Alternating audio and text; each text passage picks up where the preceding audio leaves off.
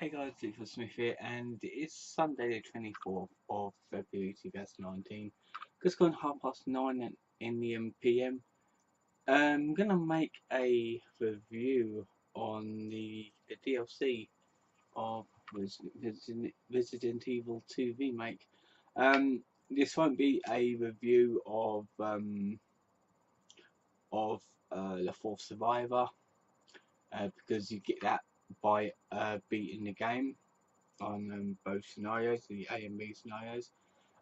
This will be for the extra content that was added um, from the I think it was the 15th of February, was it?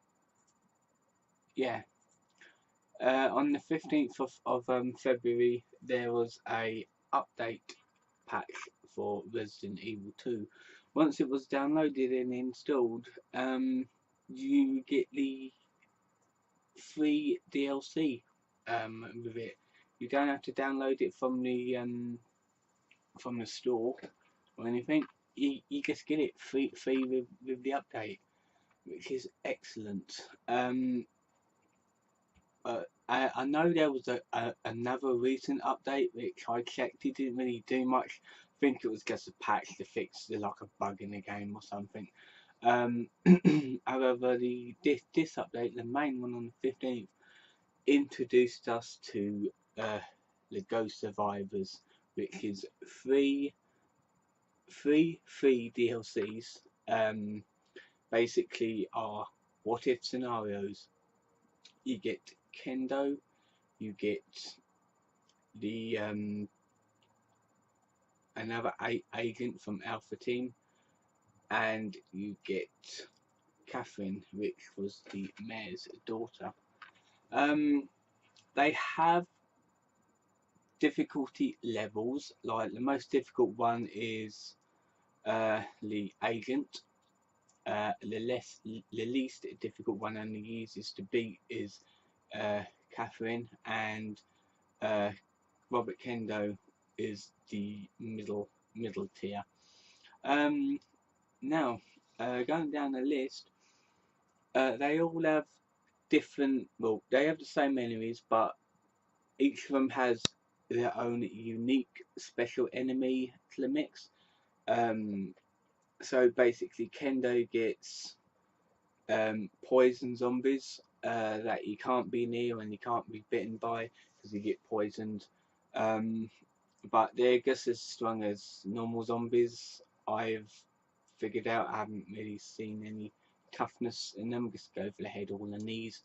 Um, Catherine gets pale heads, which are um, like regenerator zombies. They can't be killed by any handgun or any other bullets. You've got to have special bullets that you can find in the game, and kill them with that. And the agent, Alpha Team agent, has armored zombies, which they basically are armored in different places. Some is fully armored, and you got to shoot the exposed areas. I'm not quite sure what you got to do with the fully armored one, because floor them because they can be stunned. So yeah, each of the scenarios have zombies with backpacks on them, so you can collect different items from these backpacks. You just take all the items you can carry, and they do have gumball machines, like the sort of things that you see in the supermarkets, Walmart, Asda, that sort of thing. Um, and you can basically take out. It's usually like ammo or health or a grenade or something. Even guns you can get on certain missions. You can only take one item out of each machine, so choose wisely. Um, Now, storyline basis, it does have a small storyline. However, it is a what if scenario. What if this person lived and went on to do this, that sort of thing. Um, this is getting into spoilers, but I'm pretty sure you've already played them. They are short. You can beat each of them under 10 minutes each, so they are short if you're good at speed running, that sort of thing. Kendo one, which is basically what if he didn't kill himself after he killed his zombified daughter, which in this one, because in the in the actual game, in the canon storyline, supposedly he shot himself, and that was basically it. But in this one, he receives a radio call, and that instructed him to meet him down in the sewers to be extracted from the city. I don't know why in the sewers, don't know how a helicopter can get in there. Apparently his friend's got a helicopter. But in this one you basically go from his gun shop down into the sewers to be extracted. The end point is where you fought William Birkin in his second G form. In the Catherine one, it's basically what if she survived? What if she killed Brian Irons? And you're basically going from the orphanage and you go into the cell block in the police station, which Catherine's got a nice short mission. And her one is the easiest. I think it's so easy because it's so short.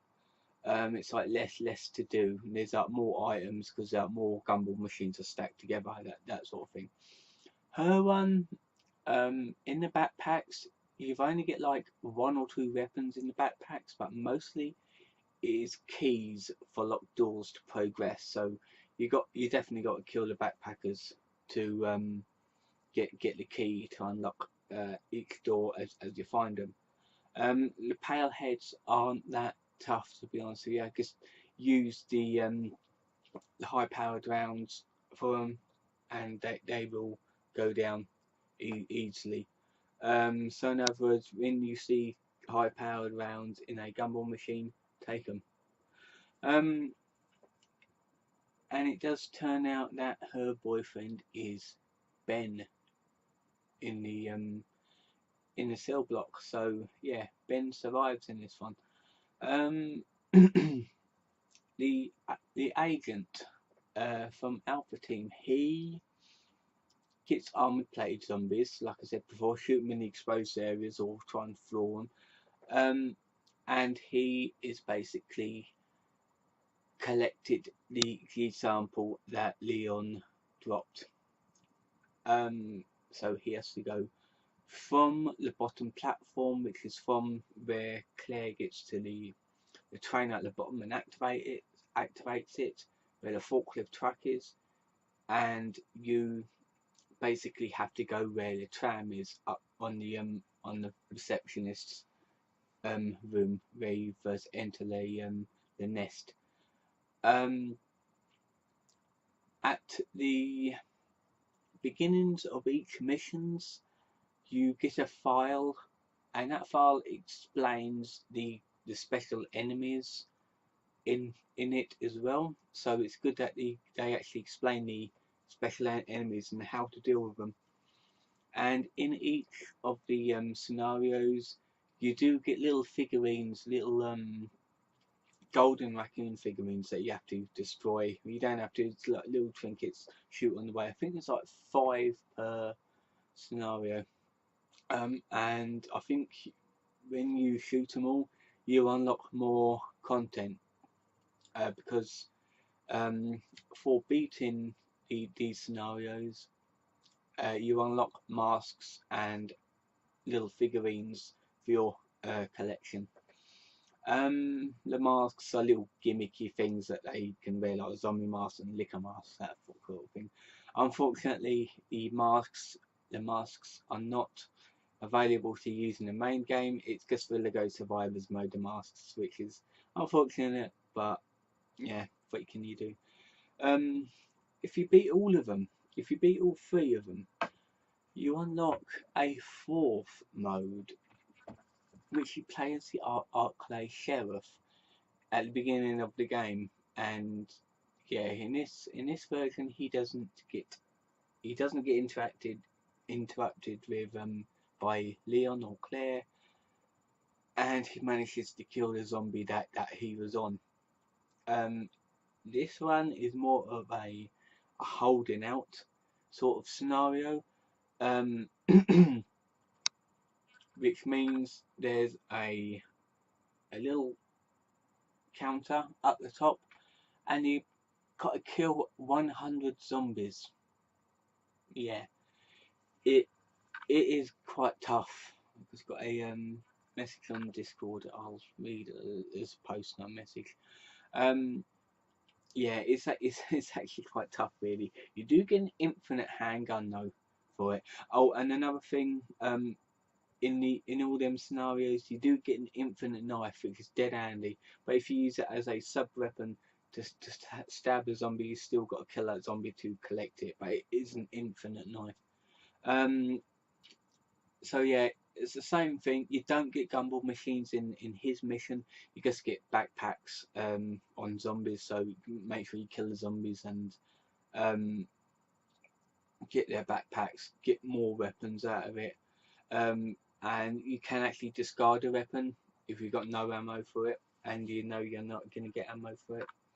So yeah, you can actually discard a weapon if you need the space. Um, let's see what else. Yeah, if you beat him, you do unlock another mask and another figurine. Um, there is a training mode for all of them, which I suggest you do it on training mode first. Do all of them on training mode first, and then do all of them on their not on their difficulty tiers, what they normally are. On training mode, which is basically easy mode, they get more ammo, more health to use, and there's more stuff in the backpacks as well, and they take like less damage, and enemies take less damage, that sort of thing. There's no timer on training mode, however, it's not like a countdown timer. It's basically how fast can you do it, that sort of thing. How fast can you beat the game? And on the No Way Out scenario, which is the last one, the offices scenario, you instead of beating 100 enemies, they only give you 70 to try and beat, which is perfectly fine by me. However, they do throw everything at you. They throw in that shootout scenario, they do throw armored zombies, poison zombies, pale heads, and all sorts at you. There's also a enemy in all of them. I think it's in Kendo's and the sheriff's one. Um, there is a enemy, like a zombie, with a gas cylinder backpack on it, which you can shoot and it'll kill all the zombies around it, which is dead handy for a good combo and to kill multiple enemies at once. So yeah, it's an interesting set of DLCs, and they all have names. Yeah, No Way Out was the Oakley Sheriff's one. To be honest, I kind of forgot the names of the others. I did actually play it on release day, and I completed it in a few days. So yeah, they all have like different names that they're called, and yeah, interesting DLC. I know it's free, so you don't have to worry about paying any money for it because it's included in the update. You don't download it from the store, just update your game, that sort of thing. To be fair, I thought it was going to be a little bit different, all these scenarios. Like I thought it was going to be like proper voice acting and things like that, like proper fleshed out storylines. But it was like short and sweet stories, which kind of like recap certain events and stuff in like black and white scenes. So yeah, there's no dialogue in it or anything. It's just like what if scenarios, quick and easy ones, really. Um, I'm not quite sure if they're going to release more content soon. Like I was really hoping for a Ada scenario, like we got in Resident Evil 4 with Separate Ways. I would have really loved to see a full story starring Ada from start to finish in the game. But unfortunately, I don't think we're going to get that. I know it's going to be pay to play sort of thing, because that sort of thing would, and I don't mind that. I really do not mind that. But we will see. We will see what Capcom tells us. Yeah. Overall, though, even though Dave's easy scenarios, it's still free. Most companies won't give you free DLC like that, or free content like that. They'd make you pay for it, like EA and, was it Activision or Blizzard? One of those, I think it's like Blizzard. So yeah, that was the review on the DLC for Resident Evil 2 update, Resident Evil 2 remake. I'm going to release another video on Wednesday next week. So yeah, hopefully you've enjoyed it. Don't forget to like and subscribe, and I'll see you next time.